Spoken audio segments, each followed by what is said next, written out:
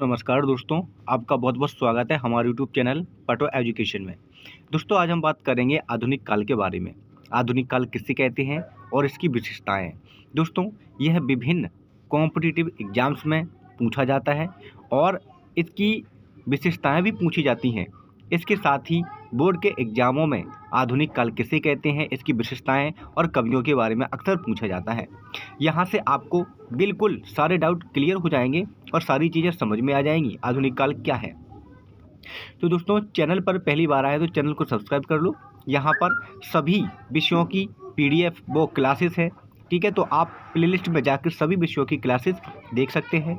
इसके साथ ही विज्ञान का यहाँ पर डिटेल में समझाया गया है, आपका फिजिक्स, केमिस्ट्री और बायोलॉजी को, तो सभी कॉम्पिटिटिव एग्जाम के लिए पढ़ सकते हैं। अब दोस्तों आधुनिक काल किसे कहते हैं, तो सबसे पहले तो आपको आधुनिक का मतलब बता दें। आधुनिक मतलब नया, क्या? नया।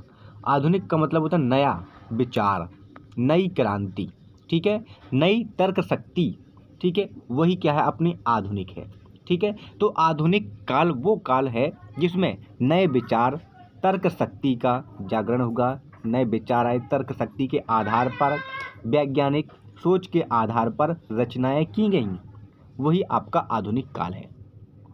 तो हिंदी साहित्य का वह समय जो मध्यकाल के बाद लगभग 15वीं 16वीं शताब्दी से शुरू होकर 1945 तक फैला रहा, उसको आधुनिक काल कहा गया।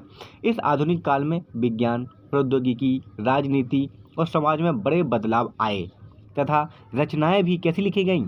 तर्कशीलता से परिपूर्ण थीं, वैज्ञानिक विचारधाराओं से ओतप्रोत थीं और सामाजिक सुधारों पर आधारित थीं। इसलिए इसको आधुनिक काल कहा गया। जैसे पुनर्जागरण, औद्योगिक क्रांति, ज्ञानोदय और लोकतंत्र के विचार। भारत में यह काल 18वीं सदी में यूरोपीय प्रभाव और 19वीं सदी के मध्य में शुरू हुआ था और जिसमें हिंदी साहित्य और गद्य का विकास सर्वाधिक हुआ है। तो आधुनिक काल आप लोगों को समझ में आ गया होगा। अब आधुनिक काल की विशेषताएं। सबसे पहली विशेषता है नवीनता और प्रगति। आधुनिक काल में नवीनता सबसे ज़्यादा आई। इसमें विज्ञान, प्रौद्योगिकी और विचारों में नवीनता का प्रतीक देखने को मिलती है। भविष्य के प्रति आशावाद को बढ़ावा भी मिला।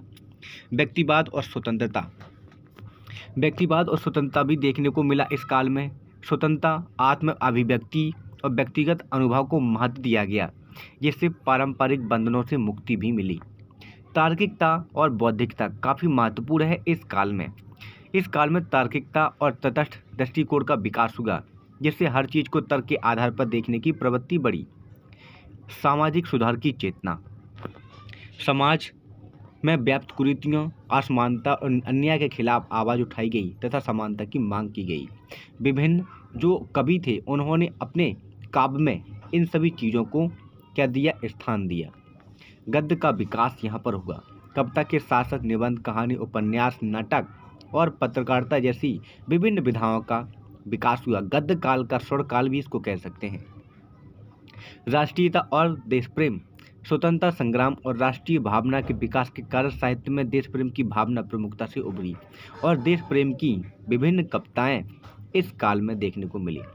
भाषा में सरलता और खड़ी बोली का प्रचलन।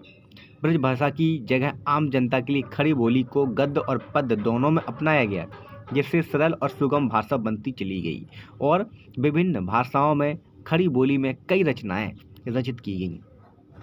छायावाद, प्रयोगवाद जैसी नई धाराएं। आधुनिक काल में छायावाद, प्रयोगवाद, प्रगतिवाद, नई कविता जैसी महत्वपूर्ण धाराएं जोड़ी गईं और नई शैलियों का उदय हुआ। औद्योगिकरण तथा नगरीकरण। औद्योगिकरण और शहरीकरण ने जीवन शैली को बदला और साहित्य को प्रभावित किया। इसके बाद मुद्रण कला, प्रिंटिंग प्रेस का प्रभाव, छापे खाने के आविष्कार ने भाषा के विकास और साहित्य के प्रसार में महत्वपूर्ण भूमिका निभाई। आज विभिन्न प्रकार की जो छापने वाली मशीनें हैं, कम से कम दामों में अच्छी से अच्छी किताबें छापने के लिए तैयार हैं। तो दोस्तों इनमें से आप कोई भी 3-4 जो विशेषताएं पूछी जाती हैं लिख सकते हैं। काफ़ी इंपॉर्टेंट विशेषताएं हैं और 10वीं 12वीं के एग्जाम में, बोर्ड एग्जामों में काफ़ी पूछी जाती हैं। और जो काल का समय है, ठीक है, कौन कौन सी विचारधाराएं आधुनिक काल में हुई, ये आपका कॉम्पिटिटिव एग्जाम्स में पूछा जाता है। दोस्तों आशा करता हूँ वीडियो अच्छा लगा होगा। चैनल को सब्सक्राइब करें। धन्यवाद।